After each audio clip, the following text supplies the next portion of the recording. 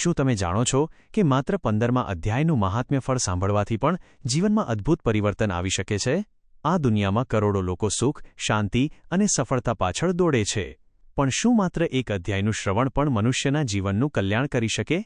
આજે આપણે પહેલા જાણીશું 15મા અધ્યાયનું મહાત્મ્ય ફળ, એક એવી પ્રેરણાદાયક કથા જે બતાવે છે કે ભગવદ્ ગીતાના આ અધ્યાયનું મહિમા કેટલો અદ્ભુત છે. અને ત્યારબાદ જાણીશું પુરુષોત્તમ યોગનું દિવ્ય જ્ઞાન. શા માટે ભગવાને આ સંસારને ઊંધા પીપળાના વૃક્ષ સાથે સરખાવ્યો? આત્મા શરીર છોડ્યા પછી ક્યાં જાય છે? ભગવાન દરેક જીવમાં કેવી રીતે રહેલા છે? અને એવું કયું પરમધામ છે જ્યાં પહોંચ્યા પછી ફરી જન્મ લેવાનો નથી?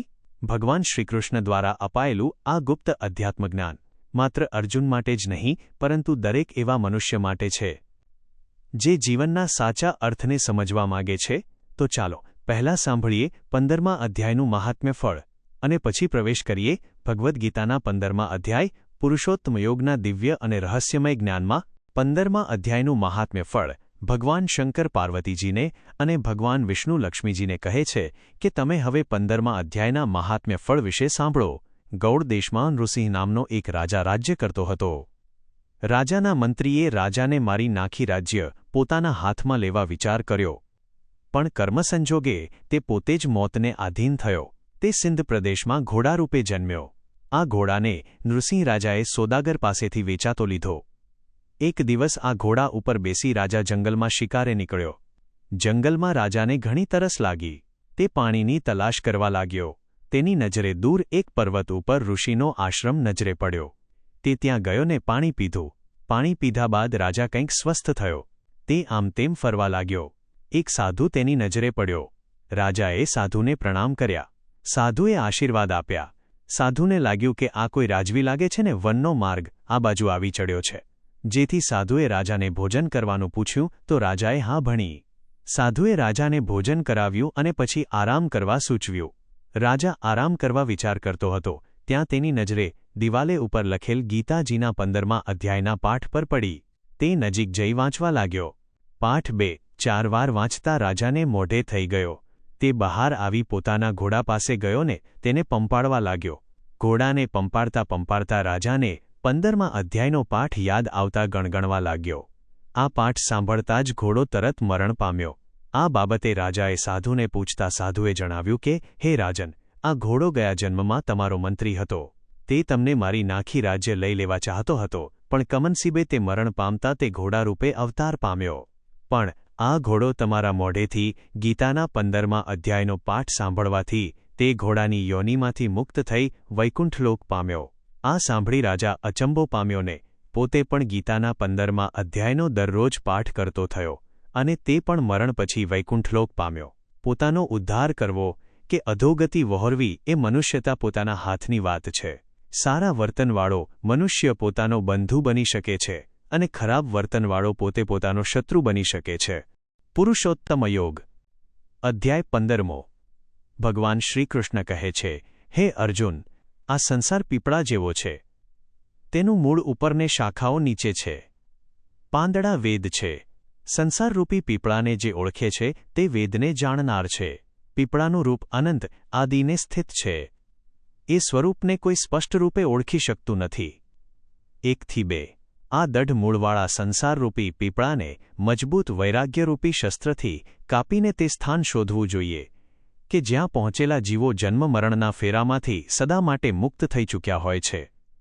3-4 જ્યાંથી મનુષ્ય પાછો આવતો નથી. જે મનુષ્ય મોહ, માન, આસક્તિ દોષથી દૂર થઈ અધ્યાત્મ જ્ઞાનમાં સ્થાયીપણે રહે છે, નિષ્કામ છે, સુખ દુઃખના દ્વંદ્વથી મુક્ત છે, તે જ્ઞાની તે અવ્યય સ્થાનમાં જાય છે જ્યાંથી પાછો આવતો નથી. એવું મારું સ્થાન છે. 5-6 આ સ્થાનને સૂર્ય, ચંદ્ર કે અગ્નિ પ્રકાશિત કરી શકતા નથી. મારો સનાતન અંશ આ જીવલોકમાં જીવ બનીને પ્રકૃતિમાં રહેલી 5 ઇન્દ્રિયો તથા છઠ્ઠા મનને પોતાના તરફ આકર્ષે છે. તેને લિંગ શરીર કહેવામાં આવે છે. જીવને સ્થૂળ શરીર મળે છે ત્યારે જેમ વાયુ પુષ્પ આદિમાંથી સુગંધ લઈ આવે છે, તેમ મન સહિત 6 ઇન્દ્રિયોને લઈને તે આવે છે. 7-8 આ જીવાત્મા ચામડી, કાન, આંખ, જીભ, નાક તથા મનનો આશ્રય લઈ વિષયો માઇનસ કામનાઓ ભોગવે છે. ભોગ ભોગવનારા ભગવાનને જોઈ શકતા નથી, પરંતુ જ્ઞાનચક્ષુવાળા ભગવાનને જોઈ શકે છે. આ પ્રમાણે જ યોગીઓ પોતાના આત્માને ઓળખે છે, પણ મલિન બુદ્ધિવાળા અજ્ઞાની જોઈ જાણી શકતા નથી. 8 થી 11 હું બધામાં રહેલો છું. જે તેજ સૂર્ય, ચંદ્ર, અગ્નિમાં છે, તે મારી સમજો. હું પૃથ્વીમાં પ્રવેશ કરી પ્રાણી માત્રને મારા બળથી ધારણ કરું છું.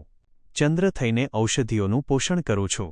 અગ્નિ થઈ પ્રાણીઓના દેહમાં જ રહું છું. પ્રાણ અપાન સાથે રહીને 4 પ્રકારના અન્નને પચાવું છું. આવી રીતે હું બધામાં રહેલો છું. 12 થી 14 મારે લીધે જ સ્મરણ વિસ્મરણ, જ્ઞાન અજ્ઞાન થાય છે. સર્વ વેદોમાં જે જાણવા યોગ્ય વેદાંત કરતા અને વેદવેત્તા હું છું. આ લોકમાં ક્ષર અક્ષર અને નાશવંત અવિનાશી 2 પુરુષ છે, પરંતુ પરમાત્મા નામનો પુરુષ તો બંનેથી જુદો છે, જે સર્વને ધારણને પોષણ કરે છે.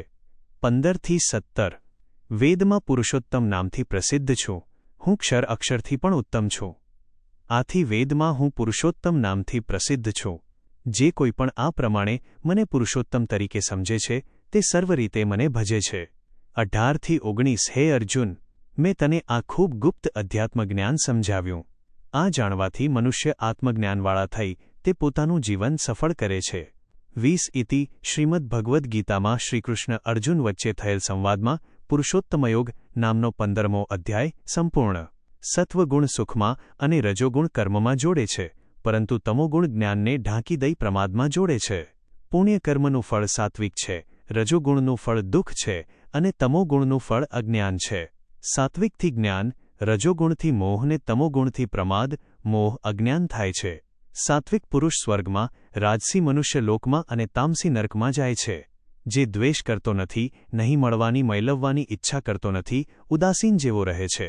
જેને સુખ દુઃખ સમાન છે, જેને નિંદાસ્તુતિ, માન અપમાન, મિત્ર શત્રુને સમાન ભાવે જુએ છે, તે મનુષ્યને આ ક્રિસ્ટલાઇન 3 ગુણોથી પર કહે છે.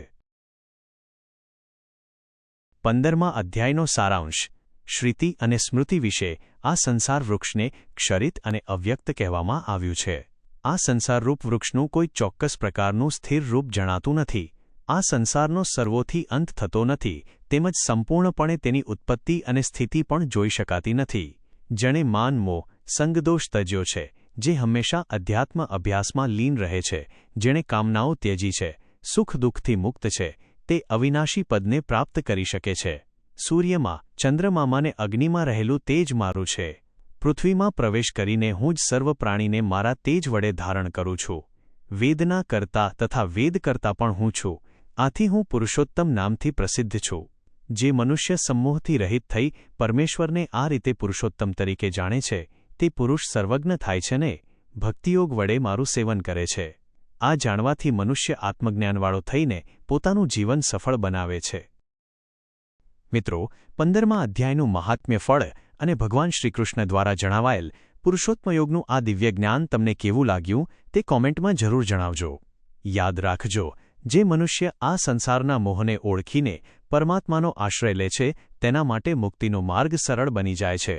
જો આ વિડીયોથી તમને કંઈક નવું જાણવા મળ્યું હોય તો તેને તમારા પરિવાર અને મિત્રો સાથે જરૂર શેર કરજો, જેથી તેઓ પણ આ અમૂલ્ય જ્ઞાનનો લાભ લઈ શકે. અને આવા જ ભગવદ્ ગીતા, પુરાણો અને સનાતન ધર્મના રહસ્યમય પ્રસંગો સાંભળવા માટે ચેનલને સબસ્ક્રાઇબ કરીને બેલ આઇકન જરૂર દબાવજો. જય શ્રી કૃષ્ણ.